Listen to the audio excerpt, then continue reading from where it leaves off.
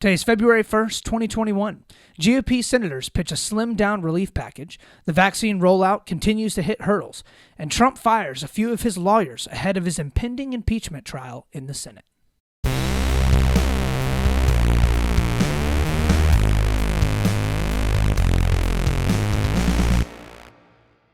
Welcome back, Split the Difference friends and Split the Difference family. Y'all, we have, I'm serious, on the 50th episode, the best podcast that we have done thus far in our podcasting journey. I know y'all are excited. I'm excited. I can't believe 50 podcasts in already. We're bringing you all the good stuff from the left, all the good stuff from the right, all the bad stuff from the left, and the bad stuff from the right as well. But we're, of course, as always, y'all, doing our best to find that sweet, sweet truth that lies right there in the middle. As many of you know, we have a giveaway that's been going on our Instagram and Facebook page. Please look there today. In the afternoon, we will be announcing the winner of that awesome $50 Amazon gift card, and of course, your very own Split the Difference t-shirt, so you'll have a little bit of swag you can wear around, advertising the best podcast that you know. And I hope that all of y'all have been entering in the giveaway, because we got a lot of people entering, and it's going to be tough, but somebody is going to win. So also check out our Instagram, because we got a great little 50th episode, I guess a little video, fun little video that we put together for our viewers here. I think that all of you guys are going to get a pretty good laugh out of it. And with all of that, that of course leads us right into our first story of the day. Story number 1. So for our first story of the day, GOP senators try to pitch a slimmed-down COVID stimulus package. So moderate Republicans sent Biden a letter yesterday urging him to slim down the stimulus package that he is planning on rolling out. It was signed by 10 more moderate Republicans. Like it was, like Lisa Murkowski was on there out of Alaska. Mitt Romney out of Utah was on there. Pretty much all the people that were kind of in on the last COVID stimulus package that ended up getting pushed through. That was significantly less than a lot of what the Democrats hoped for, but also significantly more than a lot of the more conservative, far right-wing Republicans, i.e. Mitch McConnell, were hoping for. That one passed last in December. It was for around $908 billion. So now they are writing a letter to Biden to ask him to, trim down the stimulus package that he's wanting to push through right now, so that they can go through and actually get a good deal kind of hammered out between the Democrats and the Republicans. Right now, the stimulus package that Biden wants to roll out and that he has talked very heavily about is sitting right around $1.9 trillion. That is with a T. $1.9 trillion, and it has everything under the sun in it. I mean, it has, increase, like continuing to extend the rent moratoriums. It has the federal spending on, unemployment, extending the unemployment benefits. It also has raising the minimum wage to $15 an hour, which we talked a good bit about in one of our podcasts last week. And there's no doubt that if Biden goes to push that through, if the Democrats go to push that through, they will never get bipartisan support on it, right? And we'll get into a little bit more about how they plan on trying to pass it. But the goal of the Democrats right now is basically we want to slam this thing through as fast as we possibly can, get all of the stuff in it that we want, ignore the Republicans, increase that divide between the Republicans and the Democrats as much as we possibly can. And these moderate Republicans are like, please don't do that. That is not what we need right now. So this is a totally Republican-led proposal that is kind of meant to helpfully bridge the gap between the two parties right now, because where they stand on coronavirus stimulus is dramatically different. There are some Republicans that are coming out and saying that they don't want to have any stimulus package rolled out at all at this point because they think that there's already been enough relief that's sent out. And then there are Democrats that are saying that the $1.9 trillion deal is a good start. Okay? Those are very, very different sides. So they wrote in their letter to Biden, quote, "We recognize your calls for unity and want to work in good faith with your administration to meet the health, economic, and societal changes of the COVID crisis." So it looks like in some ways they're kind of calling Biden's bluff, right? So Biden has gone on and on before coming into office that he wants to be a president of unity. He wants to be somebody that steps in, reaches across the aisle, tries to put a bridge between the Democrats and the Republicans so that everyone can come together, have some compromise, get some good policies pushed through that will hopefully help the constituents of both sides, whether you're a Republican or whether you're a Democrat. And I think that their aim here is to basically kind of come to Biden and say, look, you've said that you wanted unity. You've said that you wanted compromise. We want the same thing. Let's see if we can actually get something done. We're tired of seeing the division. We're tired of seeing the strife just as much as you are and just as much as most of our constituents are as well. We think that if we work together, we can kind of get the ball rolling on this. We can get stuff rolled out that would actually be beneficial to our country, and we can take the time to iron out the details and really get something good done. So Brian Deese, the White House Director of National Economic Council, told NBC's Meet the Press on Sunday that Biden is, quote, is open to ideas wherever they come. So then he went on to say what he's uncompromising about is the need to move with speed on a comprehensive plan. So it seems like Biden is somewhat open to compromise and wants to lean in the more moderate direction, especially when it comes to economic policy. So what have we seen from Biden so far? So far in the 2 to 2.5 weeks or so that Biden has been president, we have seen that he is clearly catered to the more progressive wing of the party thus far, okay? A lot of his executive orders have been very, very specifically aimed at appeasing and gravitating towards those far left, more progressive wing of the Democratic Party. You can see that a lot, especially with the social issues that he's done, right? So he's gone in and tried to attack, get his hands around like the transgender activism portion that the Progressive Party is very, very passionate about. Climate change. So he's already come in and talked a ton about climate change. He's entering us back into the Paris Climate Accords, which was a huge shtick on the left side of the aisle. A lot of the executive orders that he's signing and that he's talking about are clearly trying to maybe rally that portion of the left, because coming into it, a lot of the far left didn't really trust Biden and didn't really think that he was going to come in and do a whole lot for their specific prerogatives, right?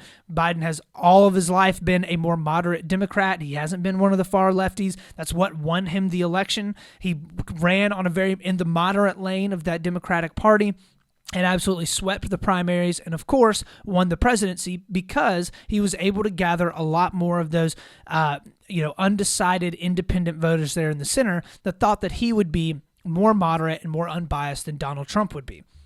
Personally, I think that this is actually politically very, very smart. Okay, Biden knows that if he wants to, and if he's going to get a lot of the economic policy pushed through that he wants to push through, which have so far been somewhat more moderate than a lot of the more progressives have wanted, he's going to need the unfettered support of the far left progressive wing of the Democratic Party.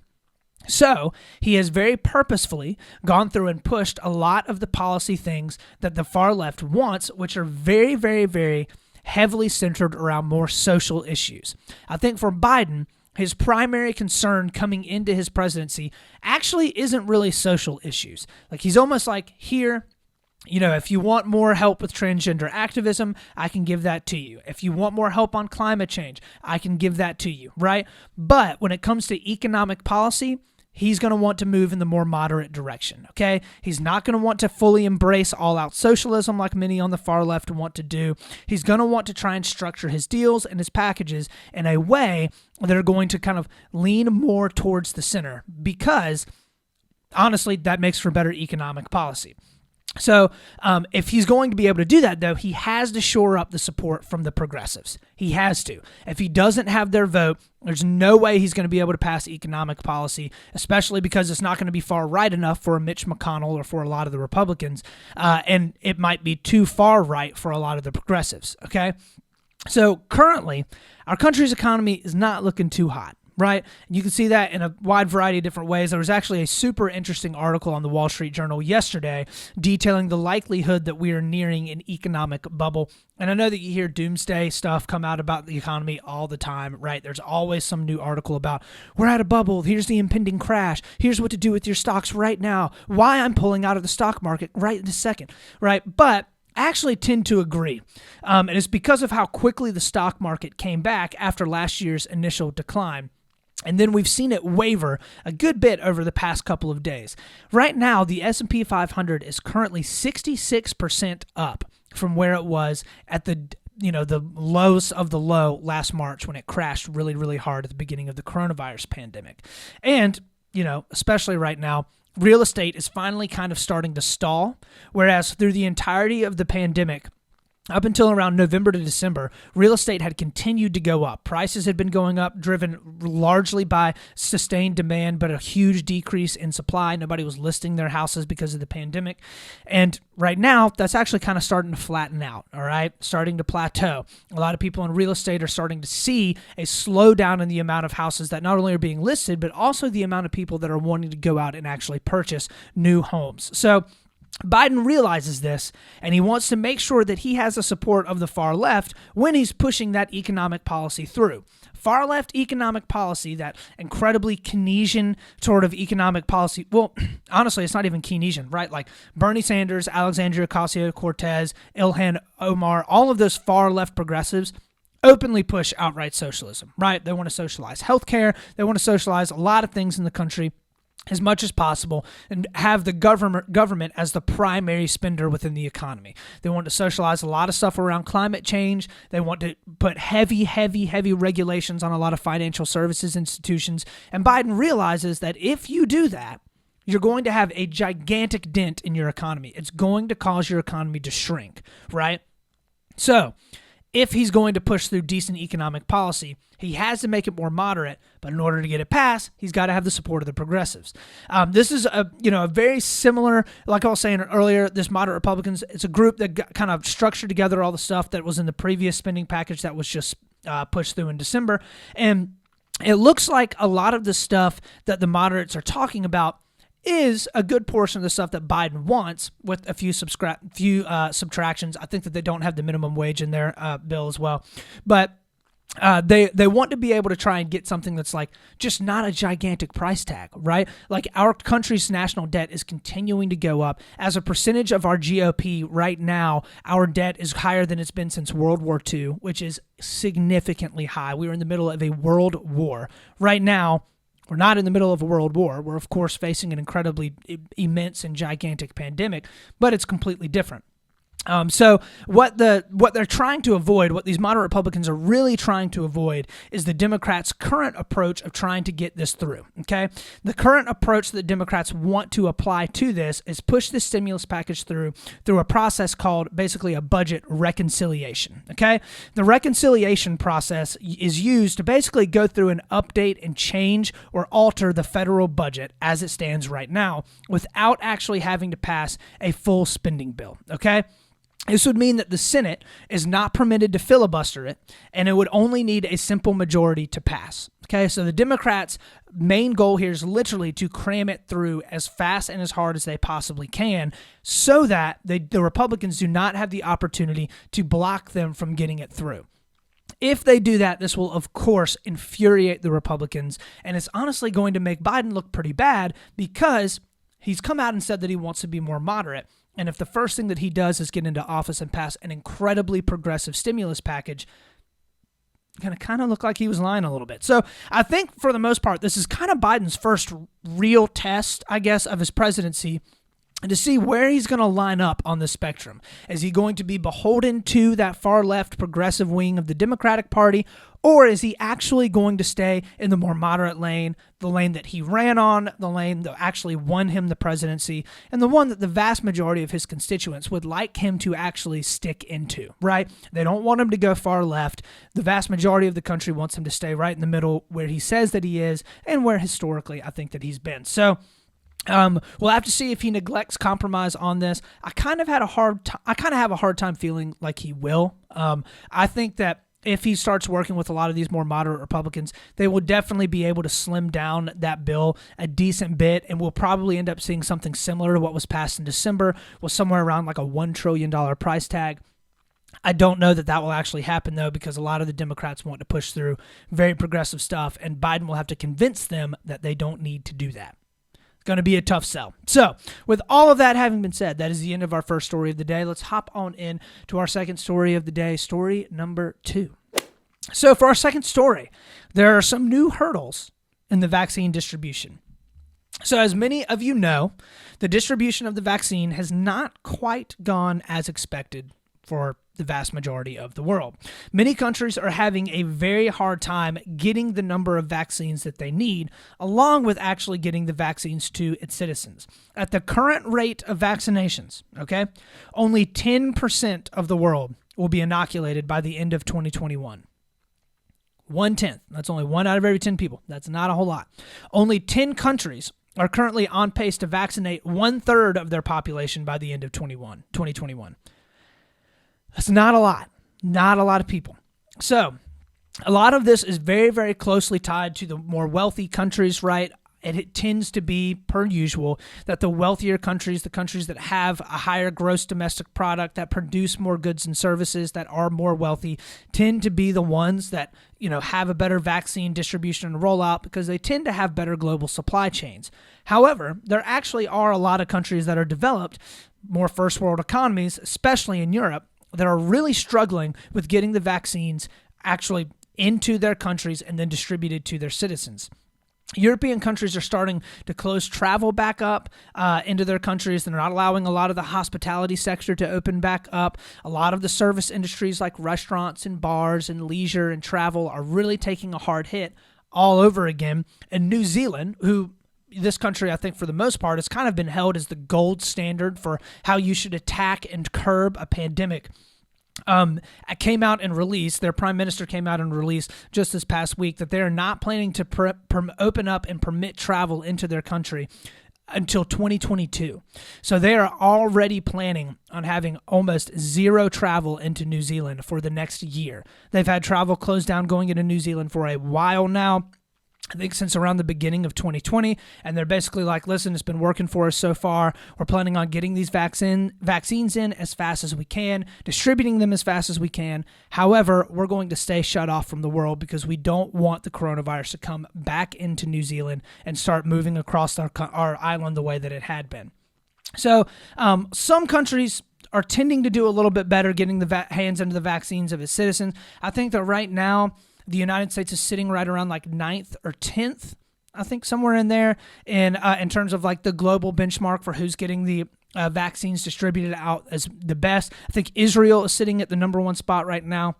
But many are arguing that the pandemic will not fully go away for years because other countries and those people will be more susceptible to it because they have not been vaccinated properly.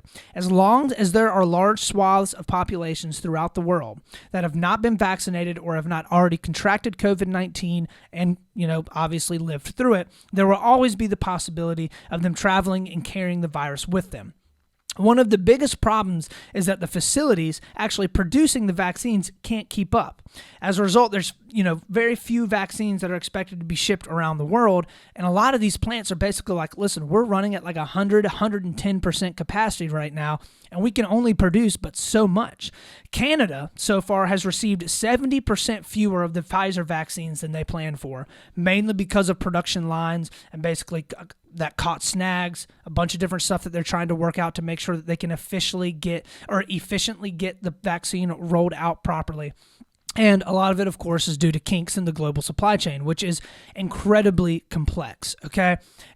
Organizing, managing the shipping of these vaccines across the entire world, making sure that they're getting into the hands of the people that actually need the vaccines and can distribute the vaccines properly is very difficult. And it takes a lot of incredibly highfalutin and complex analytics and logistics in order to make that happen. Many countries are now, as a result of a lot of these kinks in the supply chains, starting to update their forecasts as to when they think that herd immunity based upon vaccine inoculation will actually be reached. There are some countries that are now pushing it out for years based upon the current vaccine production and inoculation rate. So what we're seeing is towards the end of 2020, when Pfizer and Moderna and BioNTech came out and they were like, we've done it, we've gotten the vaccine, fastest vaccine creation in the history of all vaccines, we're crushing it, let's get this thing moved out. A lot of people were looking around and they were like, cool, we're going to be able to get our country vaccinated within the next 6 to 12 months. Well, it's not looking like that's going to be the case. Then, you have the problem, of course, of being able to get the vaccines actually produced, but then getting them into the hands of the people is tough, right? And you have to have people that are trained in order to be able to administer the vaccines. You have to convince people to go and get the vaccines, which is proving to be incredibly difficult in the United States. And so they're running into a lot of snags. And what this could mean is that the coronavirus doesn't go away within the next year or even 2 years or maybe even 3 years, right? It could still be floating around 4 or 5 years from now, and eventually get to the point where, we're just opening back up and we're trying to have herd immunity because there's no other way to really get it out or get it done any faster. So the other big problem that many people are incredibly worried about is the fact that the vaccines actually don't keep you from spreading COVID, okay?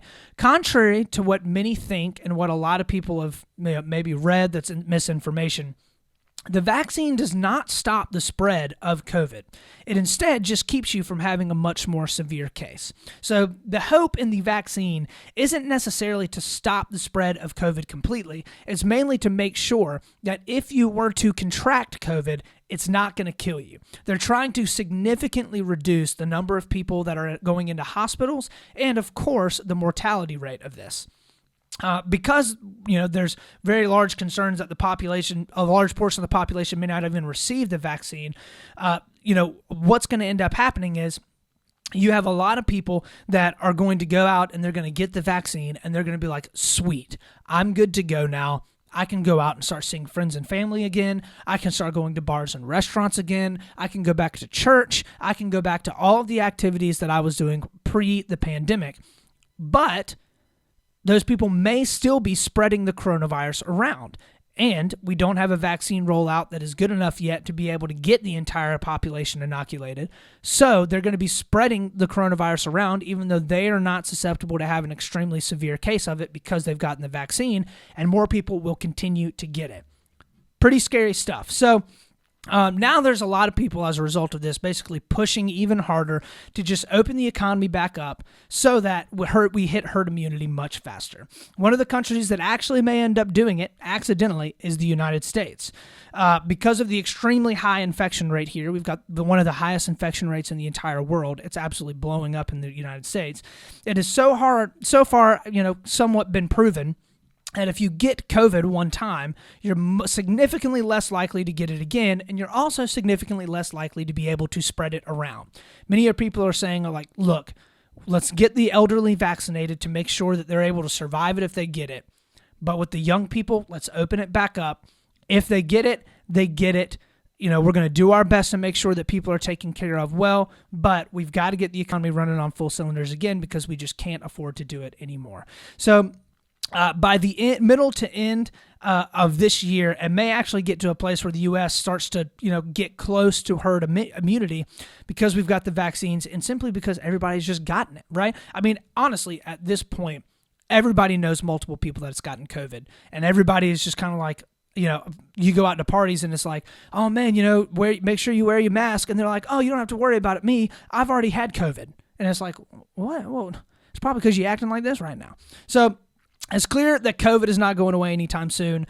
I would strongly suggest to just go ahead and continue to be buckled up and get ready for the next year or so because it's probably going to continue to spread. And if you're not able to get a vaccine, you're going to probably have to wait for a good while. So with all of that, that is the end of our second story of the day. Let's hop on into our third story, story number 3.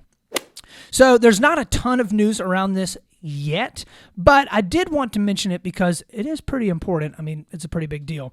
So Trump actually fired about 5 lawyers off of his current staff that were going to be defending him in the impeachment trial that is going to be coming up on February 8th. So 1 week from today, it should start in the Senate. Very, very interesting because a lot of people are looking at this and they're basically like, I don't know why they're going through on this. I don't think they're going to have the support of the Republicans. It really is just going to be a big show. I highly doubt that he's going to get impeached. There were actually 45 out of 50 Republicans that voted earlier in the week, or I believe it was maybe last week, that voted to actually not do the impeachment at all. But they, of course, were voted down. There were 5 Republicans that actually voted to continue with the impeachment. So that means if the 5 Republicans that voted to continue with the impeachment actually vote to impeach Trump, they're still going to need about 12 more Republicans in order to actually convict Trump in that impeachment. So as of now, though, Trump decided to part ways with 5 of his impeachment lawyers. They're Butch Bowers, Deborah Barbier, I believe, Barbier, maybe. Basically, and former federal prosecutors Greg Harris, Johnny Gasser, and Josh Hadwards. Okay, they left his defense team over the weekend on Saturday. The source said that they were calling it a mutual decision. Apparently, the lawyers left over a difference in opinion on the direction of the defense's argument. So what it sounds like is these lawyers were getting together and they were debating on the best defense for Donald Trump. They couldn't come to a consensus, and as a result, 5 of the lawyers were like, deuces. They decided to bounce. So I think if I had to guess, okay, basically what Trump wants is he wants to go in and he wants to make more of a case that there was extended and strong election fraud. That would be my guess, right? I think that Trump is going to want to go in there because he thinks he's got the support of the Republicans, and it's going to be his last stand to be like, I'm arguing before the Senate that there were huge election fraud cases that happened all around the country. He's going to, use that as an opportunity to share his case, to get his word out there. And I think the people on the Trump team were like, that is a terrible idea. Strongly suggest that we don't do that. As a result, they ended up deciding to leave because that was pretty much what he wanted to do. With all of that, though, it is almost 100% certain that Trump is going to be acquitted. Okay, I think it has been incredibly beneficial for him to not be out in the ether of Twitter and Facebook tweeting a whole bunch of just absolutely ridiculous stuff. And I think that as a result, he's kind of gone away quietly. Like, not a lot of people are hearing about Trump right now, which is weird because that's all we've heard about in the media for the past 5 years, right? They're going to need a strong support of Republicans in order to be able to get this passed through, right? In order to actually convict Trump and bar him from being able to run again, they're going to need 17 Republicans. I don't see them getting that. If they get in there and they have an incredibly effective argument against Trump and they're able to find him, not legally culpable, but they're able to prove that he incited that riot and that was an impeachable offense before Congress, maybe they'll be able to get the support of the Republicans if they're able to convince them, but that is an extremely uphill battle that I highly doubt the Democrats will be able to surmount. I don't know, though, right? I can't predict the future, but I would be very, very surprised if Trump got impeached right now. So with all of that having been said, let's go ahead and wrap up our show with a segment that will actually only be here through the month of February. But every Monday, I'm planning on reviewing interesting facts about Black history in America. I think it's a good time as any to do it, so I want to go ahead and share an interesting fact about Black history in America. So, a little bit of interesting history about Black History Month. So, the celebration of Black History Month began as Negro History Week, which was created in 1926 by Carter G. Woodson. He was a noted African-American historian, scholar, educator, and publisher. It became a month-long celebration in 1976, right in the middle of the 70s, after the Civil Rights Act and everything, about a decade after that. And the month of February was specifically chosen to coincide with the birthdays of Frederick Douglass and Abraham Lincoln. Interesting stuff. I think that Black History Month is cool. We should absolutely celebrate it, and hopefully there will be some really cool, interesting facts that are coming up here on the next couple of Mondays of February. So with all that, that is the end of our show. thank you for stopping in and for checking us out. Thank you for listening. As always, y'all, find me on Instagram at Split the Difference Podcast. Remember, that's with one T. I'm on Facebook, Split the Difference, YouTube, Split the Difference, and of course, my website at splitthedifference.com. There you'll be able to find all the information you need about the podcast. Feel free to drop me a like, a heart, a subscribe, a 5-star review. All of that stuff goes such a long way. And remember, hopefully in the future, if you did not get in on the giveaway that we did this time around, to be sure to get in on the giveaway that we do, I don't know, maybe for our 100th episode. Could be an even bigger prize as well. Never know. Only way to know about all that, though, is, of course, to follow me on all the different social medias. So thank you so much. Hope you enjoyed the podcast. Remember, as always, y'all, we're going to do our best to be level-headed. We're, of course, going to be reasonable and always split the difference. This is Austin Taylor.